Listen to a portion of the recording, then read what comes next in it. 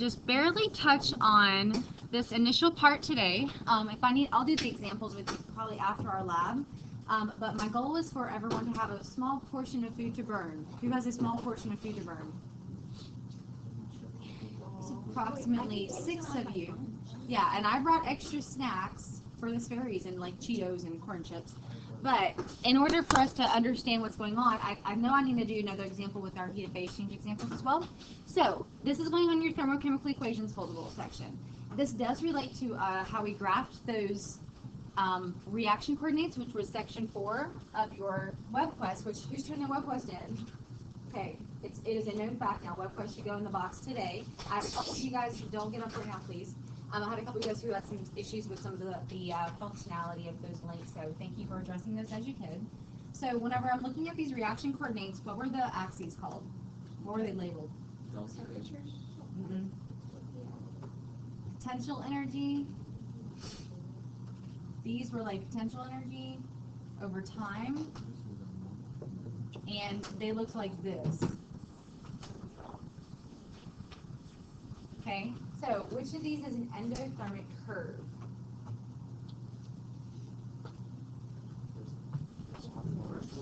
First one or second one? Can I get a vote? First one? Second one? I had 4 people in that survey. Let's try this one more time. First one or second one? Still half and half. Okay, so definition of endothermic is that we know kind of how to identify the reaction based on if it's being up. It's a positive delta H value, like positive delta H. The heat or the energy is written in the reactants. It's got a positive input of energy into the thermochemical equation, but all that in the end means that heat was absorbed. So if heat is absorbed and it's used up, what really happens is there is more energy in the products than in the reactants. All of these things should kind of correlate together. So which curve is trying to show you the products have more energy than the reactants? The second. Right, so if you're trying to correlate some of your previous knowledge to some of the terminology we're using, you might want to sketch that on the same section of that foldable.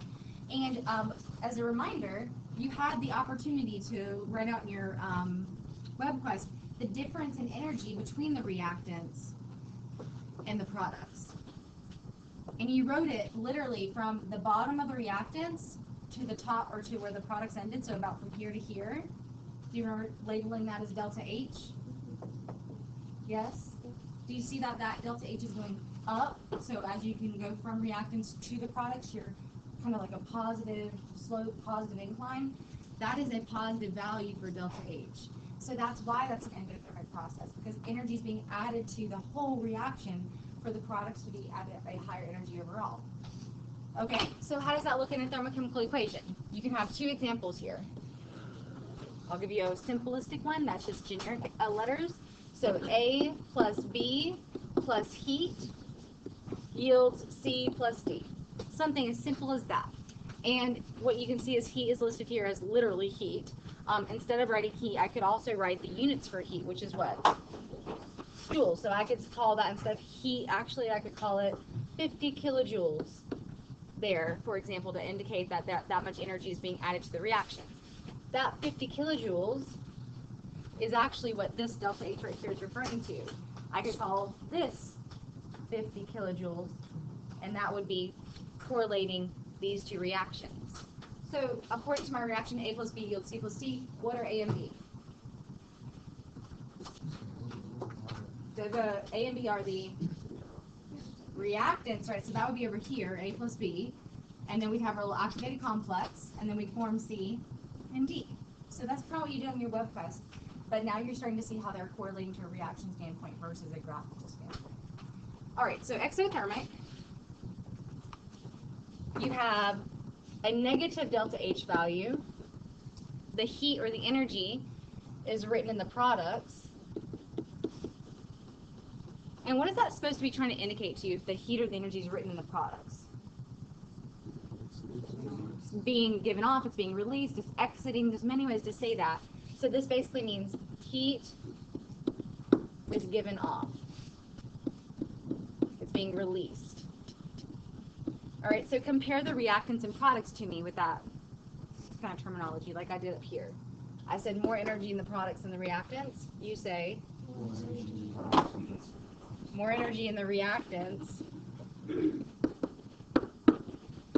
than the products. Okay, and then when you're sketching the graph, you can definitely tell that difference. Here's your reactants, here's your products, where's your heat energy? So how I drew it here, I can't start at the top, the activation energy. That's something different. I'm not diving into just yet. So it's the difference between the reactant energy and the product energy. That's it. So here's the reactant energy, here's the product energy. That difference is actually like this right here. Now I'm just drawing it where it's convenient. So I could draw it over here if I wanted to, but it doesn't matter. It's the distance, or it's the energy gap here. So that is a negative value. Why is it negative? Right, because the reactants released that much energy to form our products. So I give you the same example. Morning, teachers. Please dismiss the AP students who are testing for computer science and Spanish languages at this time to the auxiliary gym. Again, computer science and Spanish language AP testers to the auxiliary gym at this time. There will be no more bells today. Thank you. All right, so I can give you an example like this in the thermochemical equation. A plus B yields C plus D plus 50 kilojoules. You can see the energy that 50 kilojoules means being released. So I can actually place it in different locations in the reaction, and that gives you a lot of information about your graphs. So there's a lot of correlation here. Any questions here so far, guys? Blank stares, I love it. Anything else? Okay, thank you. All right, so I'm not going to do an example calculation with this today, but I will tomorrow. So what you can assume is that heat change is correlated per 1 mole of either any reactant or any product, or the number of moles indicated in the balanced chemical equation. So what I mean by that is if I had this example here, I'm going to go with this guy, which you guys were writing down some actual real examples for yourself. So what's the name of this? NaHCO3. Sodium bicarbonate or sodium hydrogen carbonate. You could actually call it either one. Yields sodium carbonate plus carbon dioxide. So what kind of reaction is that? Decomposition, okay, of a hydrogen carbonate in a sense. While I'm thinking about that, because I don't want to forget, you guys probably saw this. I tried to update the website Friday with extreme depth. I'm saying CK12 is due Friday, 5/5. That's this Friday. All your stoic and your phase changes and gas is one that we were working on for like a week. Okay, I'm about done with this, and I'd like to give you a grade for this as soon as you're done. You should attempt all the little mini subject areas in there, and then if you're like, oh, I'm like at 90%, go on to the next section, because I'm going to see how far everybody's on Friday, and then I'll make some final calls on grades. Because my goal is if I can see mastery through non-testing situations, I can see it through active learning. That should be an easy test grade. Yeah? Yeah? Okay. All right, so anyway, what I was saying here is this 2 right here, 2 coefficient, what's the positive mean? It's endothermic, so it's absorbing that energy. So basically, I can correlate it like a mole ratio. 129 kilojoules is absorbed for every 2 moles of sodium bicarbonate decomposed, or 129 kilojoules of energy is absorbed for every 1 mole of carbon dioxide produced from this specific reaction. So you can do a lot of comparisons. It's just according to that specific balanced chemical equation. Okie dokie. All right, so let's go through one of the ones you guys had issues with on the heat of phase change one. You guys want to tell me which one to do? I already did 4, so 1, 2, or 3.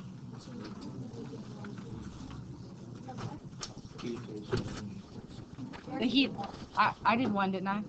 Yeah, I did. Okay, so 2 or 3. That was the one I did. That was the big honking one. Like, hold on. So, this one? What number was this? This was 4. Yeah. So I did 4. Not right now. Hold on. Let me do number 2 or 3? Which one am I doing? 2 and 3. I can do them real fast. You guys ready? All right. How many kilojoules of heat? Stop. What's the question? Q. Okay, in kilojoules in that sense. Okay, Q are required to melt. Okay, so melt. What rings a bell with when I say melt? Fusion. So remember, yes, it is the melting point. Good job. But we're talking delta H of fusion whenever it's starting to talk about melting. A 10-gram popsicle.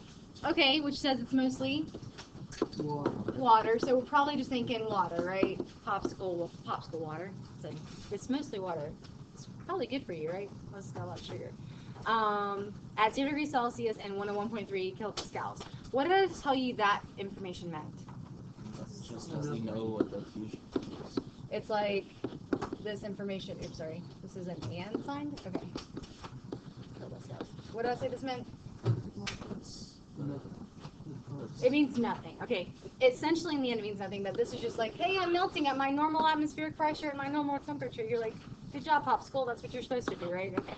So we don't really need that for our actual calculations. All right. So I have Q mass and delta H of fusion because I know that I have to use information regarding that. So your delta H of fusion comes in 2 flavors, moles or grams. Which one do you guys want to use? Grams. Why not? Right? It's in grams already. Let's use the ones with the grams. What's that value? 334. And that information you got from Blue sheet. the blue sheet, the reference table, right? It's not magic. This is on the reference table. It's in the upper left-hand corner-ish area. So what equation is this going to have to be using? Q, M, and delta H. I'm ready when you are. Q equals mass times delta H of fusion. Okay, what am I looking for? Q, correct? Right, it's already set up beautifully. So let's go. What's my mass? 10 grams. What's my heat of fusion? 334 joules per gram. What cancels? Grams. Boom, boom. What's left? 3,340 joules. So that's my joules. Now this last step was just making sure you remember how to get from kilojoules to joules or vice versa. So what would you take here? 40 joules, and what would you multiply by and divide by to get to kilojoules? What's the conversion? So I hear 1,000, but who's bigger? Who's the bigger unit? Kilojoules. So the bigger unit gets the 1. So where does that go? On top. 1 kilojoule has lots and lots and lots of little joules, which are 1,000 little joules. Okay, so the joules cancel, and that's 3.340 kilojoules. Done. Question 3, probably like 2 seconds of your time. All right. Question 4. I'm sorry, that was 2. Did I write 3 or 2? This was question 2 on the heat exchange section. All right, so in the next one, you see. No, you got this. You don't need me. Nope. Look at it. Read it and try to tell me what you're supposed to do.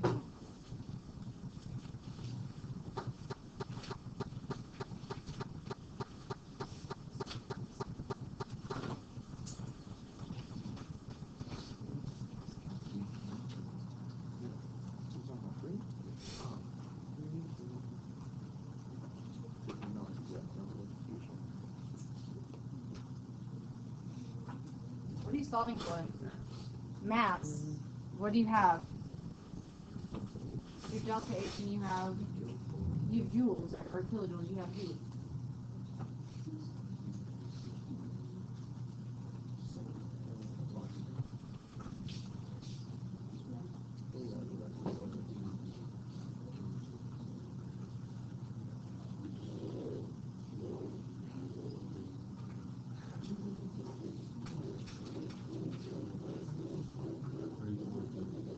So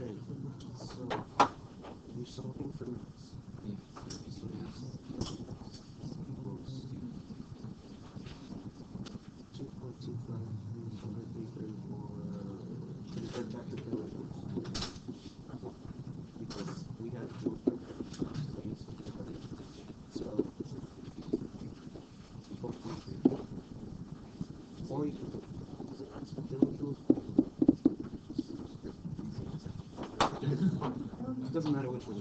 Anyway, 6.74. Which one?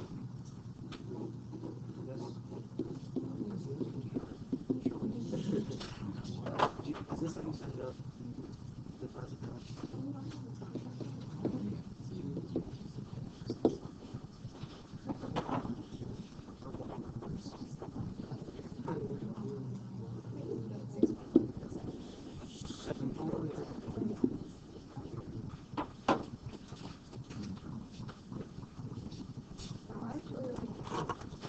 You got it?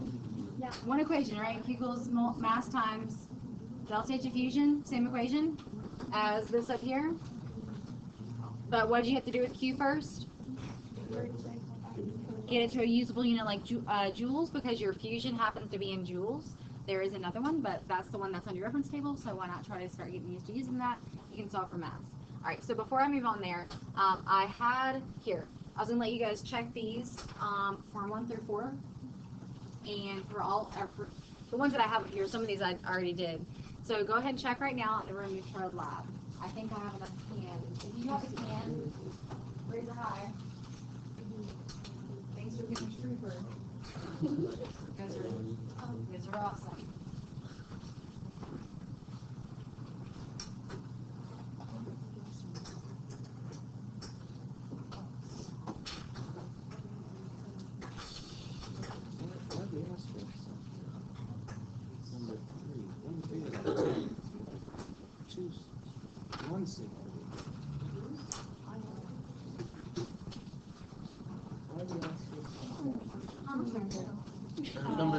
Number 3, sorry.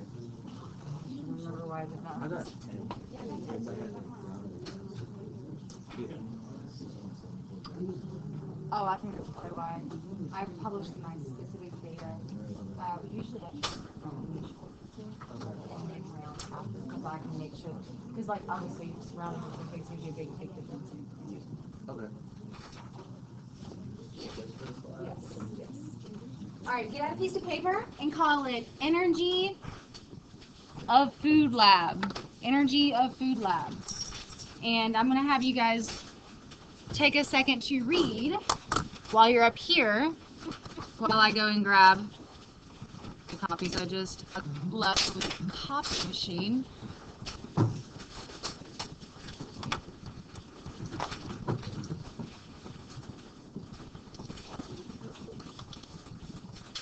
Alright, so take a hot second and read for a moment. We'll be back in 2 shakes of a lamb's tail.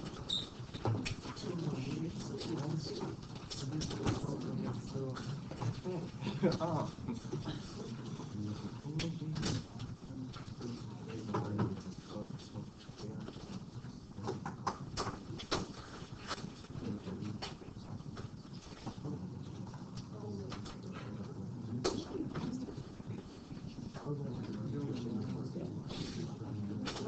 Yeah.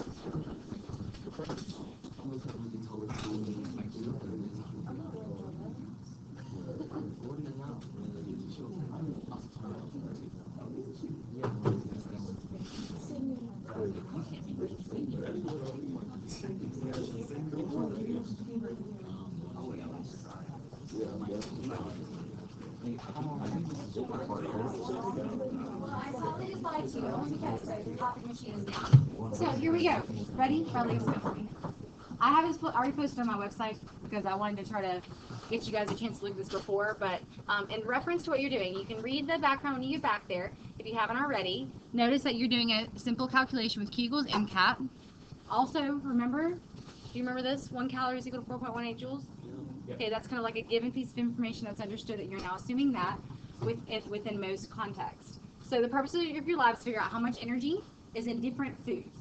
So when you get to your lab groups, you don't have 3 to 4 objects, meaning foods to burn, then you'll want to make sure that we kind of share some data. But I have some extra things that I brought with me for that reason.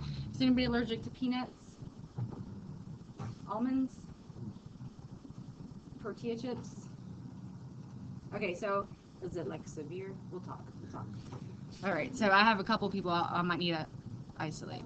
But with reference to what you're thinking about before you get back there is, thinking about the types of foods that you've already explored through your documentation of your calories you're eating, you might find some that are more calorie laden than others, maybe due to fat or carbohydrate contents. If something's a lot of protein, maybe it will burn a little differently. So think about that. Shelby, no more. Stop talking. Thank you. All right. So as you're thinking about what energy is being released from the burning of that food, it's going to be transferring the energy through the burning process to the water that's in the cup, that's in the aluminum can calorimeter. And I drew a little thing I'll show you in a second. So of the foods at your station, when you get there, your job first is to think about which is going to give off the most heat energy. Okay, that's kind of the first step. And then you're going to tell me why. So you might be pulling some information back from your food logs that you'll be turning into to me tomorrow. Got it? Okay.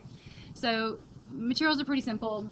Food samples, I have a little paperclip holder, soda can, thermometer. You will have to mash your objects because if not, you won't be able to finish the calculations. So after you get your safety materials out, you'll put your 50 mils of water in the coffee cup or in the aluminum can calorimeter. Take your initial temperature of the water, get your food sample, put it on the food holder, mass it initially because you do need the mass initial and final. Light the food on fire, and it does have to be pretty close to the bottom of the can because the heat needs to transfer from the food to the can. You can't be like over here and here's your can because then you won't actually efficiently transfer the heat energy. After you wait for the food to burn as completely as it will burn. Some will burn really well, some will not burn really well. So you'll measure the temperature of the water, measure the final mass of the remaining food so you can get your mass difference over the course of the experiment. Actually, or afterwards, don't throw the can away. I need this for my next class. And then you'll repeat that for every food item. And I do have quite a bit of equipment out, so you can probably run maybe 2 or 3 of these at the same time because you'll have 3 to 4 people in your lab group. So after that, your data table, which of course you'll be filling out as you go, has your 4 food items, your initial masses, and your starting temperatures of water, and so forth. And from there, you'll be able to get everything you need to calculate the energy of your specific food item. So from that, for each of those food items, think about the energy gained by the water from the food. That's kind of our Q equals Q mindset, energy transfer. Calculate the joules, and then calculate the calories. You know that conversion. Show all your math. And then from there, you'll answer the analysis questions following. General setup though, if you need to sketch this for yourself, I just did a beautiful sketch here. So you have your ring stand. I have like a bent up paperclip holder standy thing that's supposed to hold a piece of food. If I can't, I have some corks we can stick the paper clips in and it should hold it upright. That whole thing with the food on it is what you'll be measuring the mass of, because afterwards you're not going to try to pull the charcoal burning piece of food off the paper clip, right? You're just going to mass it with the paper clip both times. Your food item will sit on top of it. You'll light it on fire with a match, or I just have like a little clicky lighter thing, and it will heat up the water that's sitting in the aluminum can that's sitting on top of the ring stand. If your aluminum can doesn't sit well on the ring stand, we'll have to use some engineering practices and get it to stand up correctly. And you probably will not be able to leave the thermometer in there the whole time. You might have to hold it. Like it may flop over if you let it stand there. So just make sure you're kind of watching and doing some careful arrangements of your materials. Questions on setup? Okay, groups of 3 to 4. Claim a lab station, bring your food item with you, get some safety goggles on, and somebody pull up a laptop or 2 so you can see this on my website. It's under homework for today. It's the only time you're actually allowed to have food in the lab. Ansley and Brandon, real fast. Claim a lab station. You guys need to grab a couple of computers or get on the computers on the side. Okay. One sec. How severe? Like, if it's like really near me, then I can start. But so I just won't have anything. You should be able to, 1, have already calculated, based on your massive food burn, your joules per gram and your calories per gram. Thumbs up if you made it on both of your foods or 3 of your foods, whatever you did. You got this far? Thumbs up. Okay, if you haven't, that's on you. You need to get that done for me. The food with the highest energy content per gram will be based off your data. Everything is based off your data. Do not put this up yet. Hold on, okay? So you're able to get through data question 1, data question 2, because that's all correlated to your data. Data question 3, does it make sense? You should be thinking about what's in that food. Was it really highly oily and fatty? Was it mostly water? You may actually be able to compare some of your errors. So question 5, your comparative experimental results with the nutritional label. You guys don't have your nutrition labels with you, I'm positive. But you can list 2 possible sources of error. So what I'd like is to have most of these questions done. And they're pretty simple. This last question, 6 and 7, they're all based on your experiences and your background knowledge. So most of those questions should be done tomorrow. What else is done tomorrow is your food log with its own reflection. Okay? So kind of just personal reflection components are due. You'll turn those into the box tomorrow. Look at your lecture notes. Do you see where it says problem set 17 right here?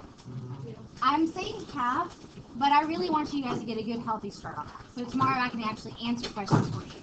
Even if you just do true and false, I understand you've got AP exams, and you've got life, and you've got reflection. But absolutely, this reflective component of the lab and your food log will be tomorrow, okay? Let's get started on it. If you have a laptop out, put it up. It's going to leave me in 30 seconds.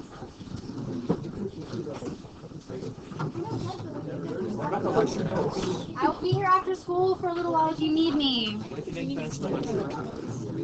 I will focus on kind of wrapping up some other things. You probably have a good idea how to get started on lecture notes, okay?